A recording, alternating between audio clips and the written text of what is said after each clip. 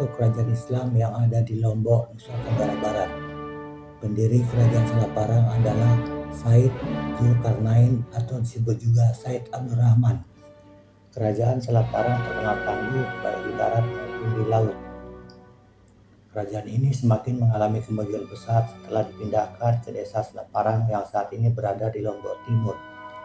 Selaparang menjadi pusat kerajaan Islam di Lombok di bawah pemerintahan Prabu Rangkesari. Pada masa inilah Selaparang mengalami masa keemasan dan menguasai seluruh Lombok. Sumber tentang sejarah berdirinya kerajaan Selaparang sangat sedikit.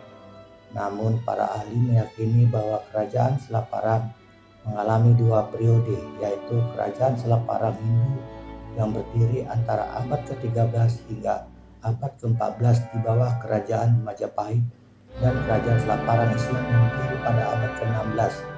Dinasti Selaparang kemudian menjadi yang pertama kali menerima Islam di Lombok. Upaya mengislamkan raja-raja di Lombok tidak sulit, karena mereka memiliki pertalian darah dengan raja-raja di Jawa yang dipimpin oleh Islam.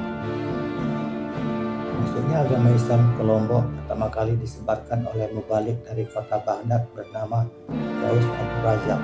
Selain sebagai penyebar Islam, Ghaus Abu Razak juga diyakini menurunkan sultan dari kerajaan-kerajaan di Lombok. Ghaus Abu Razak menikah dengan seorang putri dari kerajaan Sasak dan melahirkan dua orang anak, yaitu Said Zulkarnain atau dikenal sebagai Said Abdurrahman dan seorang putri bernama Saripah Latifah yang dijuluki Denda Rabi'ah. Said Zulkarnain inilah yang mendirikan kerajaan Selaparang sekaligus menjadi raja pertama dengan gelar Datuk Selaparang atau Sultan Trunjani. Kerajaan Selaparang tergolong tangguh, bahkan laskar lautnya mampu mengusir Belanda yang hendak memasuki wilayahnya pada tahun 1667 sampai dengan tahun 1668. Selain itu, laskar lautnya juga pernah memukul mundur kerajaan Gel-Gel dari Bali yang menyerang sebanyak 2 kali. Kerajaan ini semakin mengalami kemajuan pesat setelah dipindahkan ke desa Selaparang sekarang ini. Selaparang menjadi pusat kerajaan Islam di Lombok di bawah pemerintahan Prabu Rangkesari. Pada masa inilah Selaparang mengalami masa keemasan dan memegang hegemoni di seluruh Lombok. Pada awal abad ke-15, para imigran petani liar dari Karangasem, Bali, secara bergelombang mendirikan koloni di kawasan kota Mataram saat ini.